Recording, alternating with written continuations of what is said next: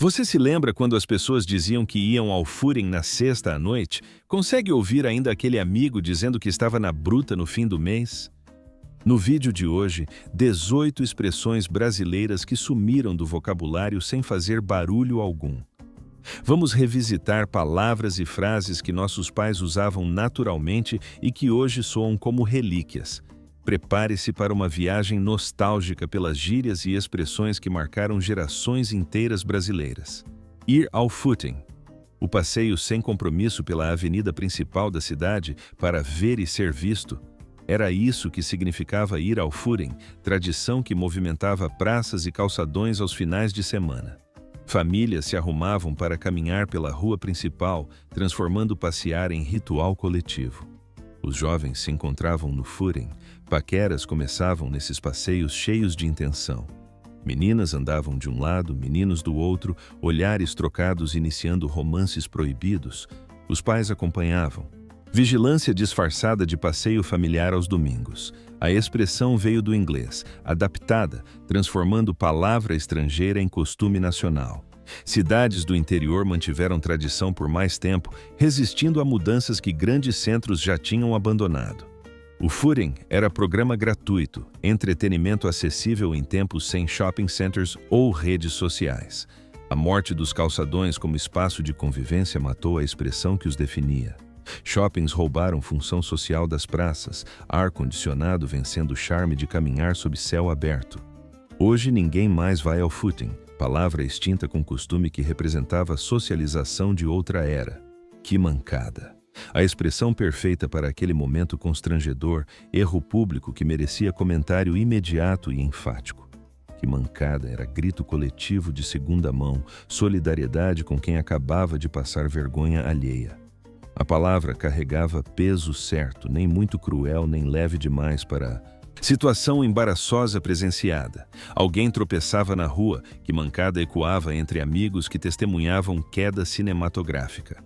Um amigo contava piada sem graça, que mancada resumia constrangimento coletivo de silêncio incômodo. A expressão servia para erros pequenos e grandes, flexibilidade que a tornava útil em múltiplas situações. Era comum ouvir nas escolas corredores cheios de adolescentes julgando deslizes uns dos outros constantemente. Novelas popularizaram ainda mais, personagens usando mancada em situações que Brasil inteiro assistia junto. A palavra tinha sonoridade engraçada, fonética que por si só já carregava tom de reprovação leve. Que mancada sumiu substituída por gírias mais agressivas, vocabulário que perdeu delicadeza de gerações anteriores. Cringe tomou lugar, anglicismo que expressa vergonha alheia com frieza que mancada nunca teve. Resta nostalgia de expressão que julgava sem ferir, brasilidade linguística que equilibrava a crítica. Com afeto, fazer uma boquinha. Pausa para comer algo leve, lanche rápido que matava a fome sem compromisso com refeição completa. Fazer uma boquinha era pedido comum entre amigos, combinação casual que não exigia restaurante caro. A expressão tinha charme descompromissado, tornava o encontro mais leve e acessível. Esquinas tinham bares perfeitos para boquinha, pastéis, coxinhas e caldo de cana servidos em balcões. O lanche da tarde era boquinha clássica, pão com manteiga e café que sustentavam até jantar. Feiras ofereciam boquinhas variadas, pastel de feira sendo o rei absoluto dessa categoria. A palavra aparecia em convites espontâneos, vamos fazer uma boquinha virando código para encontros sem formalidade. Mães diziam para filhos comerem boquinha antes de sair, garantindo que ninguém ficasse com fome. Era gíria carinhosa, diminutivo que tornava ato de comer mais afetivo. O termo sumiu engolido por vocabulário mais direto, vamos lanchar substituindo expressão com mais personalidade. Fazer um rango tomou espaço entre jovens, gíria que carrega menos afeto. A palavra vive apenas em memórias de pastéis de feira e cafés de esquina. Patota. O grupo inseparável de amigos, aquela turma que andava sempre junta e tinha identidade coletiva forte. Patota era mais que amizade, era pertencimento a núcleo social que definia a identidade de cada membro. A palavra carregava orgulho, fazer parte de patota significava ter grupo de apoio e diversão garantida. Escolas tinham suas patotas, divisões sociais que funcionavam como tribos urbanas em miniatura organizada. A patota decidia programas, consenso coletivo que determinava para onde ir e o que fazer juntos. Brigar com alguém da patota era drama existencial, conflitos que abalavam estrutura social completa.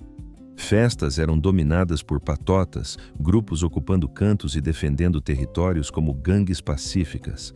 A lealdade à patota era inquestionável, amizades que pareciam destinadas a durar vida inteira. Fotografias de patotas enchiam álbuns, registros de grupo que queriam eternizar a união que sentiam. O termo desapareceu sem substituto equivalente, turma ou galera não carregando o peso emocional que patota tinha. As redes sociais fragmentaram patotas, amizades mais fluidas substituindo núcleos fixos e inseparáveis de antigamente. Saudade permanece de época em que amizade significava grupo fixo, identidade coletiva que definia quem éramos. Estar na bruta, expressão para descrever momento de penúria financeira, bolso vazio e conta zerada. Estar na bruta era a admissão honesta de realidade econômica, sem vergonha profunda. A frase tinha humor implícito, leveza que tornava a situação difícil mais suportável. Fim de mês era época clássica de estar na bruta, salários que não duravam. Amigos entendiam quando alguém estava na bruta, solidariedade que dispensava programas caros. A expressão funcionava como aviso, forma educada de recusar convites sem explicações humilhantes.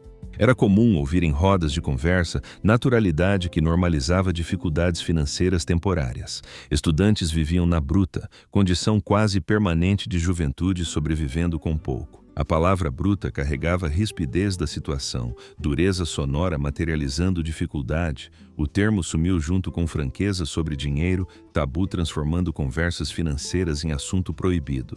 Toduro substituiu parcialmente, mas sem charme que bruta carregava. Resta memória de expressão honesta, vocabulário que permitia falar de pobreza temporária sem drama. Dar um peão. Volta sem destino definido, passeio sem compromisso. Dar um peão era programa livre, caminhada ou volta de carro por prazer de movimento. A expressão tinha poesia cinética, ideia de girar como peão capturava movimento circular. Domingos eram perfeitos para dar peão, famílias saindo de carro sem rota planejada. Jovens davam peão pela cidade, descobrindo ruas novas e lugares escondidos. A volta de peão terminava onde começava, circularidade definitiva desse passeio. Era comum combinar, vamos dar um peão, convite que não prometia destino, mas garantia companhia. Carros cheios percorriam avenidas, paisagem urbana desfilava pelas janelas abertas. O peão de moto era clássico, velocidade e vento tornavam passeio em aventura. A expressão morreu com morte do passeio sem objetivo. Tudo hoje precisa ter destino programado no GPS. Aplicativos mataram espontaneidade, impossibilidade de sair sem saber para onde ir. Dar um peão representa liberdade perdida, tempo em que vagar sem rumo era programa prazeroso. Joia, a palavra mágica de concordância absoluta, resposta entusiástica que fechava qualquer combinação proposta. Joia era mais que sim, era a aprovação enfática que carregava energia positiva e empolgação genuína. A expressão tinha brilho implícito, preciosidade que elevava a concordância simples à manifestação de alegria. Alguém propunha programa, joia era a resposta. Imediata que dispensava discussão ou questionamento posterior. A palavra encerrava conversas, ponto final sonoro que confirmava acordo e encaminhava para a ação. Joia dito com ênfase multiplicava efeito, entusiasmo que contagiava grupo inteiro em acordos coletivos. Era comum em todo o Brasil, norte a sul, usando joia com sotaques diferentes, mas significado idêntico. A televisão amplificou o uso, apresentadores e personagens popularizando ainda mais expressão já conhecida nacionalmente. Crianças aprendiam cedo, joia sendo uma das primeiras gírias incorporadas a vocabulário infantil em formação. O termo perdeu força gradualmente, substituído por beleza que nunca teve mesmo charme reluzente. Joinha gestual sobreviveu mais tempo, polegar levantado que materializava a expressão em linguagem corporal universal. Joia permanece em memória afetiva, palavra que carregava otimismo e concordância sem complicação ou ressalva. Bacana. O elogio universal que servia para praticamente tudo, que merecesse aprovação ou admiração sincera. Bacana era pessoa legal, objeto bonito, situação agradável, flexibilidade que tornava a palavra extremamente útil. A expressão tinha elegância natural, sonoridade suave que combinava com positividade que palavra transmitia. Roupas bacanas chamavam atenção, estilo que merecia reconhecimento público e comentário elogioso entre conhecidos. Pessoas bacanas eram queridas, caráter que se revelava em gestos e atitudes que a comunidade valorizava. Festas bacanas eram memoráveis, eventos que deixavam impressão positiva e histórias para contar depois. A palavra aparecia constantemente em conversas, frequência que nunca tornou bacana cansativo ou repetitivo. Era elogio democrático, usado por todas as idades e classes sociais sem distinção ou preconceito. Que bacana era a resposta automática, reação a boas notícias que demonstrava genuíno prazer por felicidade alheia. O termo sobrevive timidamente, mas perdeu centralidade que tinha em vocabulário de décadas passadas. Legal dominou completamente, palavra que substituiu bacana sem carregar mesma sofisticação sonora e emocional. Bacana representa a época de vocabulário mais elegante, palavra que elevava elogios simples à manifestação de classe. Que brasa, mora!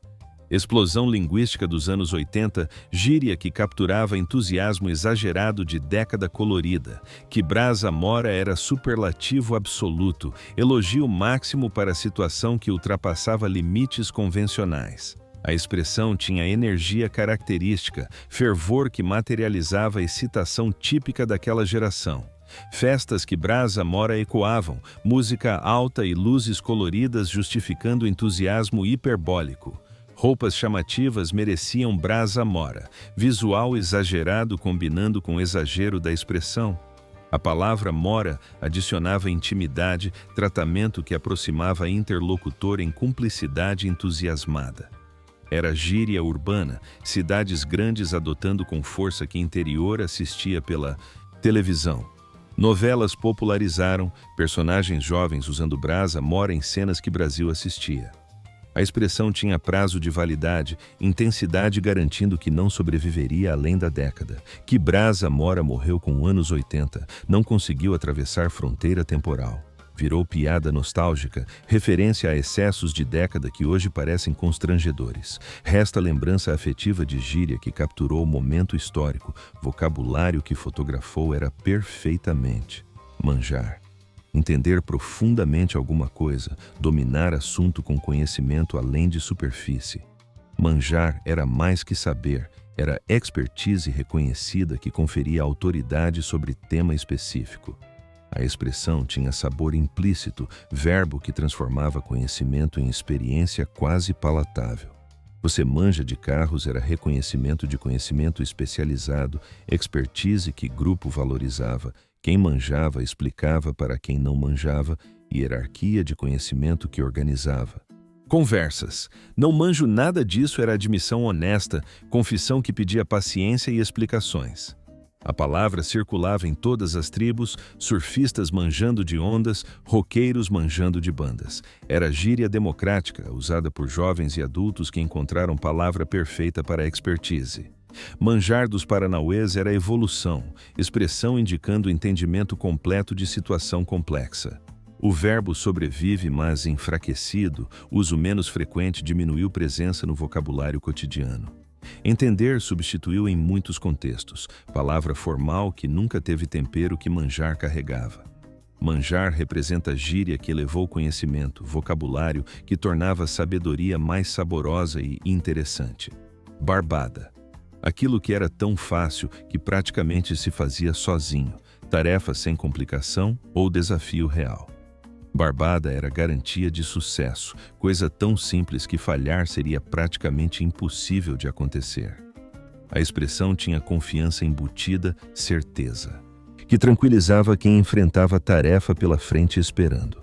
Prova barbada alegrava estudantes, exame fácil que prometia nota boa sem esforço sobre-humano necessário. Trabalho barbada era sorte grande, tarefa simples que pagava bem e não exigia sacrifício ou dedicação.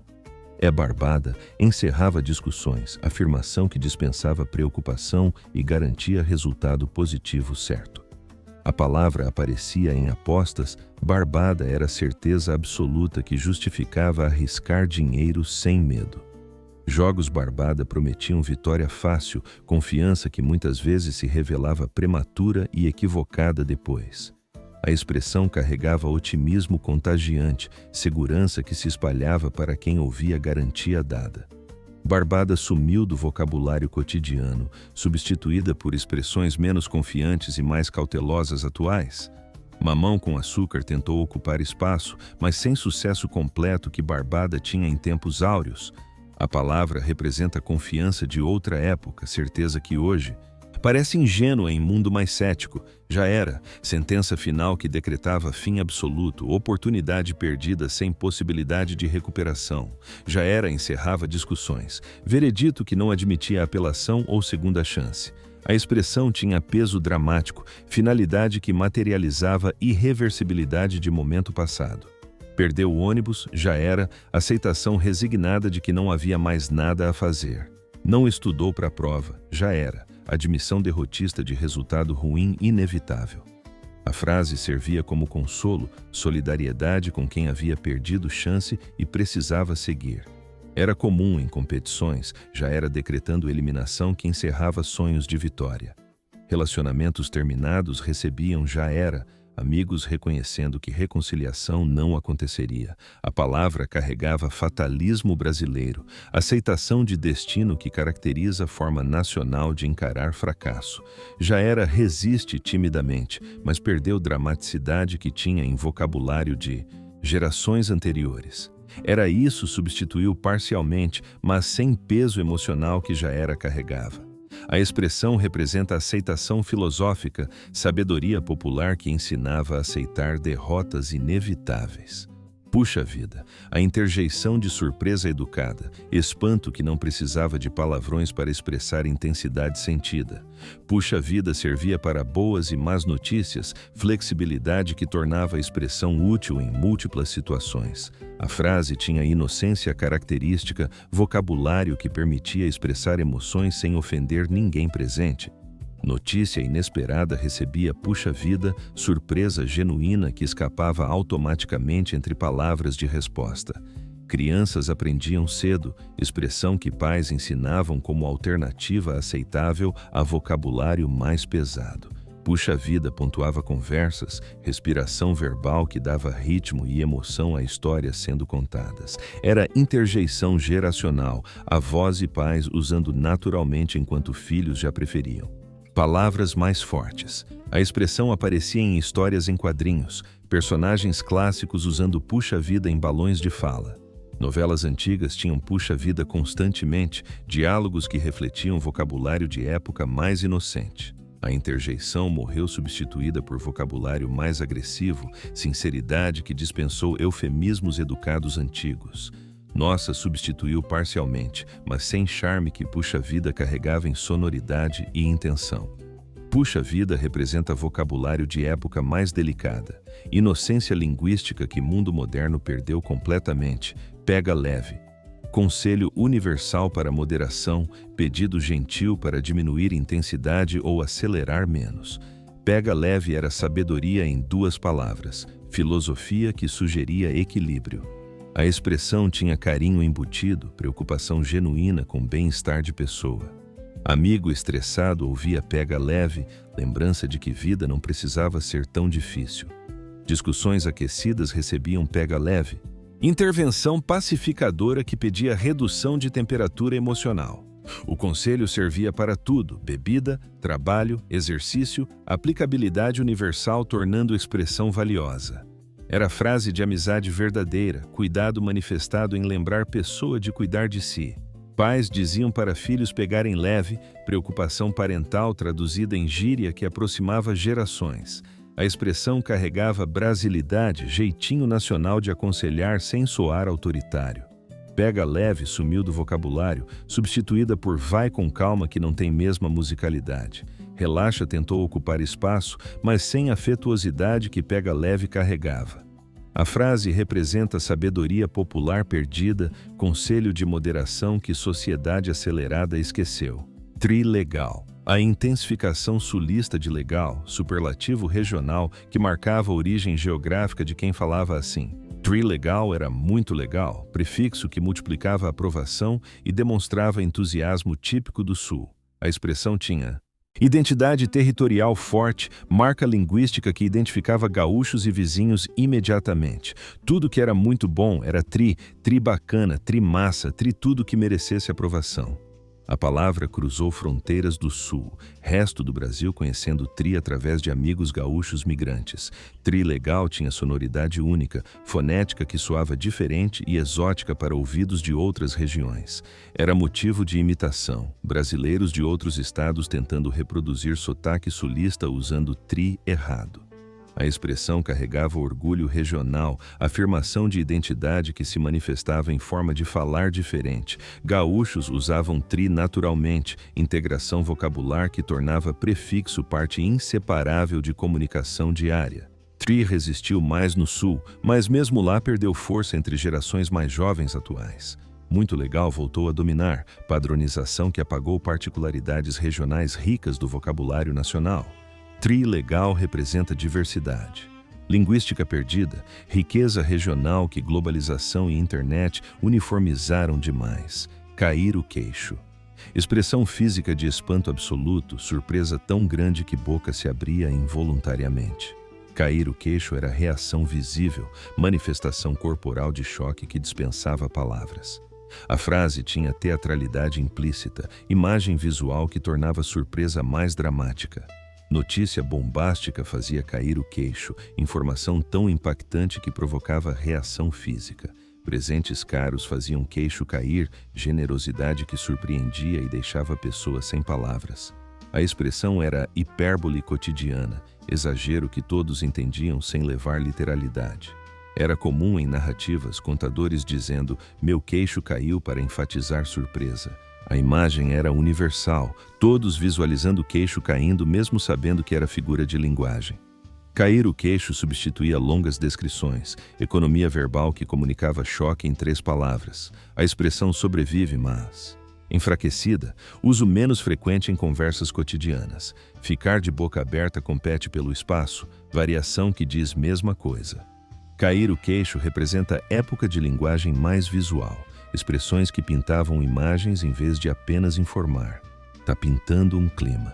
Percepção sutil de atmosfera especial surgindo, energia indicando possibilidade de romance. Tá pintando um clima era reconhecimento coletivo, observadores notando química entre 2 pessoas.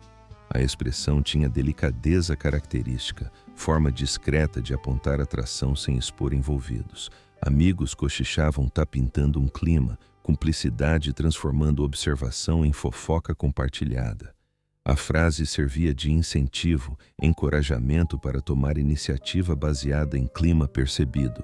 Clima pintava em festas, ambientes onde álcool e música facilitavam conexões. Era código social, forma de comunicar atração sem constrangimento de declarações diretas. O clima podia pintar entre amigos, possibilidade de romance transformando dinâmica estabelecida. A expressão tinha esperança embutida, otimismo antecipando conexão romântica. Tá pintando um clima sobrevive modificado, virou meme que ironizou até esvaziar significado. Tá rolando uma química substituiu parcialmente, vocabulário mais direto perdendo sutileza poética. A frase representa época de romance sutil, paquera que dependia de sinais e climas em vez de mensagens diretas. Dar bola. Prestar atenção em alguém, demonstrar interesse que validava a existência e esforços de pessoa. Dar bola era moeda de afeto, atenção concedida ou negada baseado em interesse. A expressão tinha economia emocional, metáfora transformando atenção em objeto tangível. Paquera dependia de dar bola, correspondência sinalizando interesse recíproco e possibilidade romântica. Não dar bola era rejeição clara, negação comunicando desinteresse sem palavras cruéis. A frase servia para amizades. Dar bola significava valorizar companhia e Presença. Crianças pediam para pais darem bola, necessidade de atenção manifestada em linguagem simples. Era comum ouvir ninguém dá bola para mim, lamento expressando invisibilidade social. Dar bola era validação, confirmação de que pessoa existia e importava. A expressão resiste fracamente, perdeu centralidade no vocabulário de relações sociais. Dar atenção substituiu formalmente, mas sem charme que dar bola carregava. Dar bola representa a época em que a atenção era presente e consciente, gesto deliberado que hoje acontece distraído. Qual dessas expressões você ainda usa sem perceber e qual já tinha esquecido completamente que existia? Será que seu grupo de amigos entenderia se você chegasse dizendo que está na bruta depois de dar um peão? Se essas expressões trouxeram memórias de conversas com amigos que falavam diferente, compartilhe este vídeo com sua antiga patota. Deixe seu like para celebrar o português brasileiro que tinha mais tempero e personalidade do que temos hoje.